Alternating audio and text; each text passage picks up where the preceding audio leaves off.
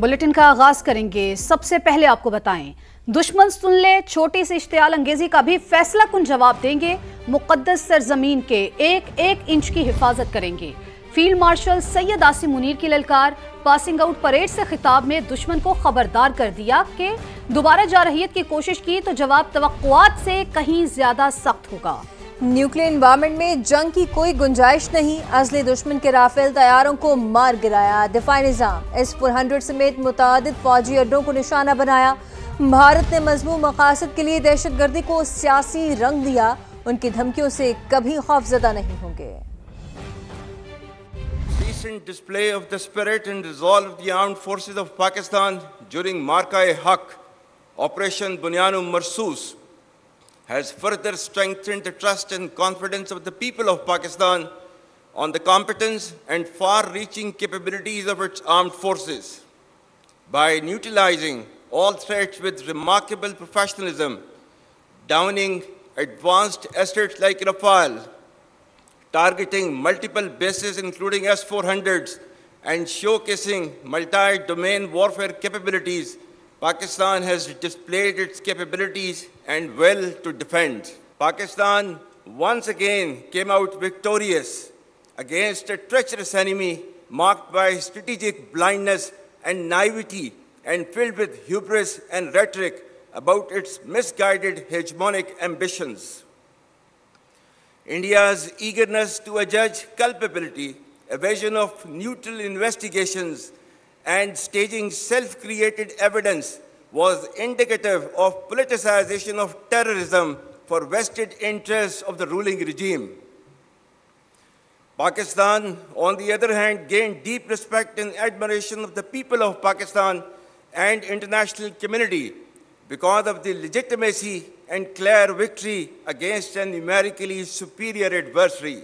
Let me assure the nation that with the help and mercies of Allah Almighty and support of people, we will not lose an inch of this sacred land. I advise and firmly caution the Indian military leadership that there is no space for war in a nuclearized environment. Settle the core issues with Pakistan as per the international norms on the basis of equality and mutual respect. We will never be intimidated nor coerced by your rhetoric and shall respond decisively beyond proportions to even a minor provocation without any qualms. Pakistan would respond much beyond the expectations of the initiators. With diminishing distinction between combat and communication zones, the reach and lethality of our weapon systems will shatter the misconceived immunity of India's geographic vastness. Pakistan में दहशतगर्दी के लिए अफगान सरजमीन का इस्तेमाल तशवीशनाक। तालिबान हुकूमत दायमी तशद्दुद के बजाय बाहमी तहफ़्फ़ुज़ का इंतखाब करे। भारत की हर प्रॉक्सी को खाक में मिला दिया जाएगा। फील्ड मार्शल आसिम मुनीर का दो टोक पैगाम। कहा, जैसे रिवायती महाज पर कामयाबी समेटी वैसे ही इन प्रॉक्सीज को भी शिकस्त देंगे। भारत ने दहशतगर्दी को रियासती पॉलिसी के तौर पर अपनाया है। दुनिया के सामने भारत के मकरू, मुनाफिकाना और संगदिल चेहरे को बेनकाब कर दिया है। Failed in its belligerence against Pakistan in Operation Marka-e-Haq, India continues with state-sponsored terrorism as a preferred policy.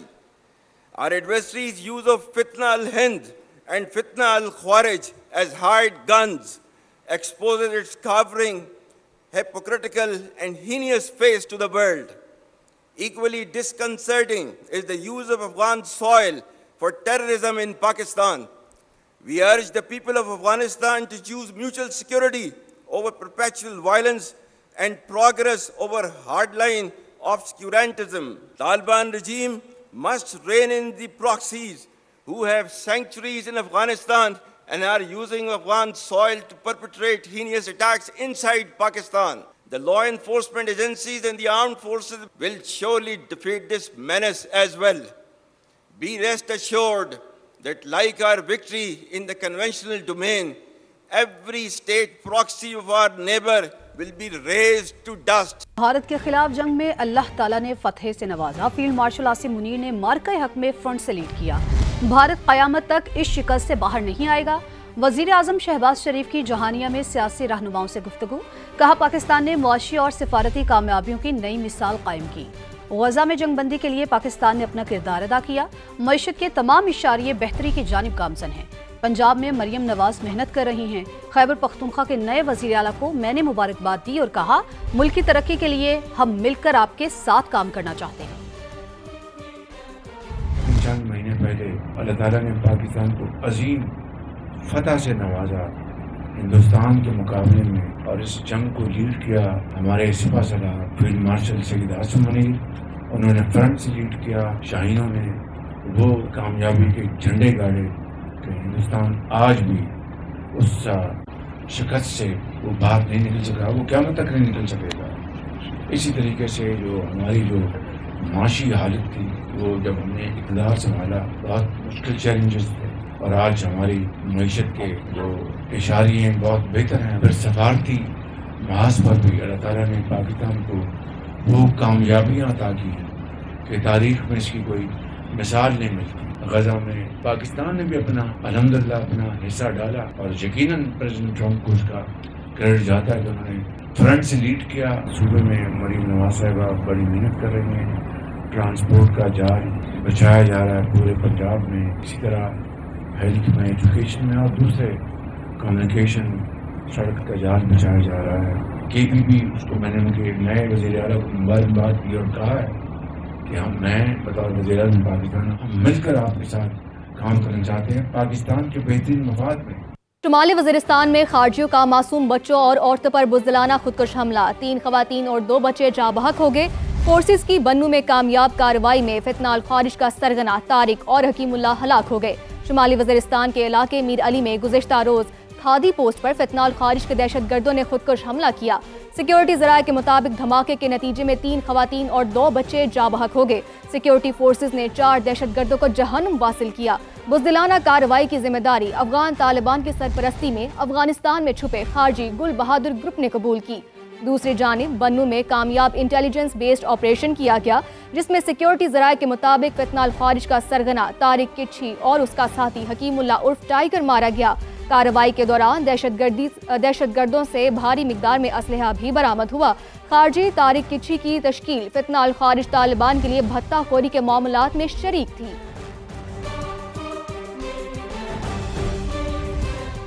वफाकी वज़ीर इत्तलात अता तारड़ ने कहा है कि पाकिस्तान ने शुमाली और जनूबी वज़ीरिस्तान के सरहदी इलाकों में ख़वारिज गुल बहादुर ग्रुप के मुसद्दक़ा कैंपों को निशाना बनाया। पाक अफगान सीज़ फायर के दौरान ख़वारिज ने पाकिस्तान के अंदर मुतादिद दहशतगर्द हमलों की कोशिश की। सोशल मीडिया प्लेटफॉर्म एक्स पर जारी बयान में तारड़ ने लिखा कि गुल बहादुर ग्रुप के ख़वारिज ने शुमाली वज़ीरिस्तान में एक गाड़ी में नस्ब बारूदी मवाद से हमला किया, जिसमें एक फ़ौजी जवान और चंद शहरी शहीद जबकि मुतादिद ज़ख्मी हुए। गुल बहादुर ग्रुप के खिलाफ गुज़िश्ता शब दरूस और इंटेलिजेंस की बुनियाद पर हमले किए गए, जिनमें कम अज़ कम 60 से 70 ख़वारिज दहशतगर्द और उनकी क़यादत मारी गई। वफाकी वज़ीर इत्तलात ने वाज़ेह किया है कि शहरियों को निशाना बनाने के तमाम इल्ज़ामात बेबुनियाद हैं। ये इल्ज़ाम तराशी दहशतगर्द ग्रुपों के लिए हमदर्दी पैदा करने के लिए की जा रही है। और अब आपको बताएं कि पीपल्स पार्टी की सेंट्रल एग्जीक्यूटिव कमेटी का इजलास बिलावल हाउस कराची में जारी है। बिलावल भुट्टो ने पार्टी रहनुमाओं को वज़ीर आज़म और वफाकी वज़ीर से मुलाकात पर ब्रीफ भी किया। सदर जरदारी ने भी इसाक डार से होने वाली गुफ्तगू से आगाह किया है। इजलास का मज़ीद अहवाल जानते हैं, हाफिज़ बनूस हमारे साथ मौजूद हैं। बताइएगा। जी बिल्कुल, पाकिस्तान पीपल्स पार्टी की सेंट्रल एग्जीक्यूटिव कमेटी का इजलास इस वक्त बिलावल हाउस कराची में जारी है। बिलावल भुट्टो ज़रदारी ने पार्टी रहनुमाओं को जो गुज़श्ता दिनों वज़ीर आज़म शहबाज शरीफ से इनकी मुलाकात हुई, उस मुलाकात के मुतल्लिक आगाह किया है। जबकि ज़राए का कहना है कि इस इजलास में पाकिस्तान पीपल्स पार्टी जो पंजाब के रहनुमा हैं, उन्होंने मुस्लिम लीग नून और पंजाब हुकूमत से मुतल्लिक शदीद तहफ़्फ़ुज़ात का इज़हार किया है। इन तमाम तहफ़्फ़ुज़ात को दूर करने के लिए इस हवाले से मशावरत भी की जा रही है। और इसके साथ साथ सदर मुमलिकत आसिफ अली ज़रदारी ने नवाबशाह में जो नायब वज़ीर आज़म इसाक डार से होने वाली जो गुफ्तगू है उससे मुतल्लिक भी जो सेंट्रल एग्जीक्यूटिव कमेटी के अरकान ने उनको आगाह किया है। बहुत शुक्रिया हफीज़ बनूस तफसीलात के लिए। अब आपको बताएं कि जस्टिस याहया आफरीदी की ज़ेर सदारत सुप्रीम जुडिशल काउंसिल का इजलास जजों के ज़ाब्ता इखलाक में अक्सरियत राय से तरमीम कर दी गई। जजिस की मीडिया से बातचीत पर पाबंदी आयद, इल्ज़ामात का जवाब तहरीरी तौर पर इदारा जाती रद्द-ए-अमल के लिए कायम कमेटी को भेजने की पाबंद होंगे। किसी भी दबाव की सूरत में फौरी मुतल्लिका चीफ जस्टिस को आगाह करना होगा। इजलास में जजिस के खिलाफ मजमूई तौर पर 74 शिकायत का जायजा, 3 पर मजीद कार्रवाई का फैसला, 1 पर कार्रवाई मौखर कर दी गई, 70 दाखिले दफ्तर कर दी गई। Chief justice Islamabad high court Sarfaraz Dogar ने अपनी अदालत के जजों के खिलाफ शिकायत पर कार्रवाई से खुद को अलग कर लिया। मजीद जानते हैं समा के नुमाइंदे सुहेल रशीद से। जी सुहेल, एलामिया की तफसीलात से आगाह कीजिएगा। जी, सुप्रीम जुडिशल काउंसिल का आज एक अहम इजलास चीफ जस्टिस पाकिस्तान की ज़ेर सदारत हुआ, जिसमें मजमूई तौर पर 74 शिकायत जो हैं वो आला अदलिया के जजिस के खिलाफ दायर थी, उनका जायज़ा लिया गया, जिनमें से 70 को दाखिले दफ्तर किया गया, जबकि 3 पर मजीद कार्रवाई का फैसला किया गया और 1 को फ़िलहाल के लिए मौखर किया गया है। इनमें से 7 शिकायत जो हैं वो मुमकिन तौर पर इस्लामाबाद हाई कोर्ट से मुतल्लिक थी, क्योंकि उन पर जब कार्रवाई की बारी आई तो इस्लामाबाद हाई कोर्ट के चीफ जस्टिस जो कौंसिल के रुकन हैं उन्होंने खुद को इस कार्रवाई से अलग किया, जिसके बाद पेशावर हाई कोर्ट के चीफ जस्टिस को कौंसिल का रुकन बनाकर उन पर कार्रवाई आगे बढ़ाई गई और इस्लामाबाद की हद तक जो 7 शिकायत थी उनमें से 5 को दाखिले दफ्तर किया गया, जबकि 2 पर मजीद कार्रवाई का फैसला किया गया। इसी तरह जजिस का जो कोड ऑफ कंडक्ट है उसमें भी कुछ अहम तरामीम की मंजूरी दी गई है, जिसमें एक सबसे जो इम्पोर्टेंट है उसमें जजिस को पाबंद कर दिया गया है कि वो किसी भी तरह का मीडिया से इंटरेक्शन नहीं करेंगे, किसी साफ़ी के सवाल का जवाब नहीं देंगे, अगरचे वो सवाल कानूनी नुक्ता ही उसमें क्यों ना कोई शामिल हो। इसके अलावा तहाइफ पर भी पाबंद किया गया है कि वो सिर्फ करीबी दोस्तों से ही ले सकेंगे। ये वो तमाम तरामीम हैं जो आज के इजलास में मंजूर की गई हैं और इनको अब गजट नोटिफिकेशन भी इनका जारी कर दिया जाएगा। जी, गुड और बैड तालिबान की थ्योरी नाकाम हो चुकी। वजीर आजम के मुशीर राना सनाउल्लाह ने वाज़ेह कर दिया, कहा पाकिस्तान कभी जंग में पहल नहीं करेगा, जारहियत पर उधार भी नहीं रखेगा, किसी को मैली आंख से नहीं देखने देंगे। मजहबी जमात के एहतजाज के दौरान 3 बार हलाकतें हुई। पंजाब हुकूमत की पाबंदी की सिफारिश पर विफाकी काबीना अपना फैसला करेगी। इंतहाई अफसोस है कि उस तरफ से हमें हमेशा जो है वो तकलीफ जो है वो मिलती रही है। कोई गुड बैड वाली बात नहीं है, हम किसी के ऊपर हमलावर नहीं होंगे, लेकिन अगर कोई हमारे खिलाफ जारहियत करेगा तो उसका फिर उधार नहीं रखेंगे, उसका फिर मुंह तोड़ जवाब देंगे। अब हम मज़ीद अपने प्यारों के, अपने जवानों के, अपने अफसरों के जनाजे नहीं उठा सकते। पाकिस्तान मुस्लिम लीग नून की ये पॉलिसी नहीं रही कि हम सियासी जमातों के ऊपर जो है वो पाबंदी लगाएं। पंजाब हुकूमत ने रिकमेंड कर दिया है केस, अब इसके ऊपर फेडरल कैबिनेट ने फैसला करना है। इस जमात ने जब भी कोई अपना एहतजाजी प्रोग्राम दिया है, हलाकतों पे जाके जो है वो बात पहुंची है। दहशत गर्दी जो है वो किसी तौर पे भी बर्दाश्त नहीं होगी। अगर वो दहशत गर्दी की कार्रवाइयाँ बंद कर देते हैं तो ना ही जो है वो उनके ख़िलाफ़ कोई जो है वो एक्शन होगा, ना ही उनके ख़िलाफ़ कोई कार्रवाई होगी। उनके साथ फिर बैठ के बात हो सकती है। आगे बढ़े और आपको बताएं कि गजा अम मुआहदे पर वज़ीर आज़म और फील्ड मार्शल को खराज तहसीन। वफाकी वज़ीर मवासलात अब्दुल अलीम खान ने कहा कि गजा में अमन के लिए पाकिस्तान ने कलीदी किरदार अदा किया। अपनी और पार्टी की तरफ से वज़ीर आज़म शहबाज शरीफ और फील्ड मार्शल आसिम मुनीर को मुबारकबाद देता हूँ। अमरीकी सदर ट्रंप और दीगर ममालिक की काविशें भी काबिल तारीफ है। वज़ीर ममलिकत तलाल चौधरी का कहना था कि पाकिस्तान की सफारतकारी इस वक्त उरूज पर है। गजा में अल्लाह के खास करम से जो अमन हुआ है, पाकिस्तान ने कलीदी किरदार अदा किया। अपनी तरफ से, अपनी पार्टी की तरफ से वज़ीर आज़म पाकिस्तान को, आर्मी चीफ को, फील्ड मार्शल आसिम मुनीर साहब को, डिप्टी प्राइम मिनिस्टर साहब को और उनकी पूरी टीम को दिल की गहराइयों से मुबारकबाद देना चाहता हूँ। वो तमाम ममालिक जिन्होंने इसमें किरदार अदा किया और सदर ट्रंप ने किरदार अदा किया, इसके अलावा जो लोगों ने दिन रात जो है वो मेहनत की, उनको भी और उनकी क़यादत को भी दिल की गहराइयों से मुबारकबाद देते हैं और इस दुआ के साथ कि अल्लाह करे ये अमन जो है ये पायदार हो। शर्मुल शेख में जो वज़ीर आज़म ने मुकदमा पेश किया वो ये था कि पाकिस्तान स्टैंड्स फॉर पीस, और अगर इस पूरी दुनिया में इस वक्त कोई एक मुकदमा है तो वो है द पैलेस्टीनियन सेल्फ डिटर्मिनेशन के राइट्स, उनका मुल्क, उनके बच्चों की सालमियत। वज़ीर आज़म का बहुत शुक्रगुजार हैं कि उन्होंने बैनुल अक़वामी सतह पे इस आवाज़ को बुलंद किया। पाकिस्तान की सफारतकारी पाकिस्तान की तारीख में इस वक्त अरूज पे है। आज गजा में जो अमन हुआ, फ़लस्तीनियों की आंखों में खुशी के आंसू थे, उसमें हिस्सा पाकिस्तान और पाकिस्तान के वज़ीर आज़म का भी है। इस साल पाकिस्तान के लिए, पाकिस्तान की कौम के लिए बड़ा मुबारकबाद साबित हुआ। हम सब अल्लाह के शुक्रगुजार हैं कि पाकिस्तान जिससे मिल्लत इस्लामिया की क़यादत के लिए कायम किया गया था, आज वो अपना किरदार अदा। महकमा दाखिला पंजाब ने सूबे भर में दफ़ा 144 में 1 हफ्ते की तौसीह कर दी है। पाबंदी 25 अक्टूबर तक नाफिजुल अमल रहेगी। हर किस्म के इज्तिमा, धरने, जलसे और जुलूसों पर पाबंदी आयद रहेगी। नोटिफिकेशन के मुताबिक हर किस्म के असलहे की नुमाइश और लाउड स्पीकर के इस्तेमाल पर भी मुकम्मल पाबंदी होगी। शादी की तकरीबात, सरकारी फ़राइज़ की अंजामदही पर मौजूद अफसरान और एहलकार और अदालतें पाबंदी से मुस्तस्ना होंगी। सरहदों पर जारहियत के बाद अफगानिस्तान की क्रिकेट में भी सियासत। अफगान बोर्ड भारतीय बोर्ड के नक्शे कदम पर चल पड़ा। पाकिस्तान आकर सीरीज खेलने से इनकार कर दिया। नवंबर में पाकिस्तान में 3 मुल्की सीरीज शेड्यूल है। अफगानिस्तान, श्रीलंका और पाकिस्तान ने शिरकत करना थी। पीसीबी के मुताबिक सीरीज शेड्यूल के मुताबिक होगी। तीसरी टीम के लिए जिम्बाब्वे बोर्ड से बातचीत जारी है। साबिक कप्तान शाहिद अफरीदी का सख्त रद्द-ए-अमल, कहा इंतहाई अफसोस से कहना पड़ता है कि अफगानिस्तान ने तमाम एहसानात को फरामोश कर दिया।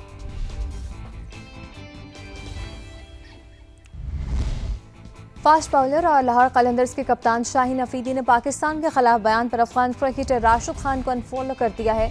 शाहीन अफरीदी ने मौक़िफ़ इख्तियार किया कि मुल्क से बढ़कर कुछ भी नहीं। राशिद खान के बयान पर अफसोस हुआ। अफगान क्रिकेटर ने सोशल मीडिया पर प्रोफाइल से लाहौर कलंदर्स का नाम भी हटा दिया था।